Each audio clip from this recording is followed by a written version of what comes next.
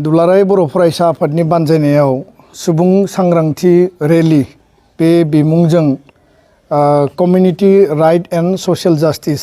माहारियारि मोनथाय आरो समाजारि थार बिजिरनाय गुबैयै जोङो मोनब्रै आयदा लादों हा हु ट्राइबेल बेलेन्स ब्लकनि फुल प्रुफ प्रटेक्शन आरो बेयाव एनक्रोच जानाय बेखौ माने एभिक्शन खालामनांगौ लोगोसेनो फरेस्ट राइट एक्ट बे फरेस्ट राइट एक्टनि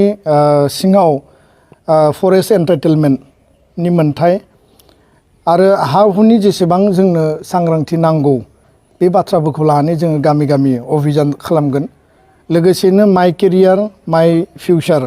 जोंनि जि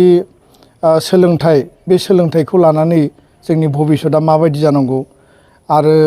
जोङो जि सोलोंथाइखौ लादों गोग्गो सोलोंथाइ गुन गोनां सोलोंथाइ बे मिशनखौ लानानै जों खामानि मावबाय थादों दा बे समाव जोंनि फरायसा फरायसुलि जोंनि गार्जेनफोरा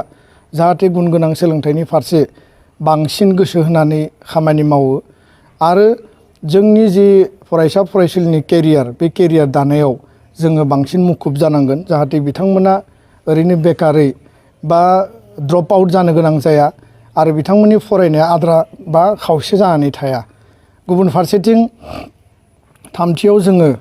समाजारि जायफोर बेरेखा हाबाफारिफोर मेनलि सशियेल ट्रान्सफरमेशननि जों एजेन्डाखौ लादों आरो बेयाव मेनलि ड्राग्स दिनै ड्राग्सजों जोङो माने यां जेनेरेशना बांसिन एडिक्टेड जानाय नुदों बे मोनसे साइलेन्ट किलार बादि आरो ड्राग्स जौ जुवा लोगोसे मानसि लांखारनाय दायना दायनि फोथायनाया दाबो जोंनि गेजेराव दङ आरो उन्दै बैसोआव हाबा जानाय बेखौबो जों बिराद नुनो मोनदों मबाइल आरो मटर साइकेल बा नोङो स्कुटिनि मोनसे माने बेबायदि थाबथानाय गैयै जि बाहायनाय बे मोनसे एक्सेसिभ इउज जोंनोथ' निड बेस जिखिनि बाहायनांगौ बेखौ बाहायखानांगोन खिन्थु बिनिबो बांसिन बाहायनायाव समाजाव गोबां बेले बेजे बा गोबां सौग्रावनानै आसखान्दा जिउ गोमानो गोनां जानायखौबो जों नुदों आरो मबाइलजों गोबां इन्सिडेन्ट गोबां क्राइम जानायखौ जों नुनो मोनदों दा बेखायनो बे गासै बिथिंखौ समाजाव मोनसे सांग्रांथि लाबोनाय मोनसे जोङो उद्देश्यजों जोङो बे हाबाफारिखौ लादों आरो ब्रैथियाव जेलाव थानाय जेसेबां जोंनि एनडिबि बारग' एनडिबिनि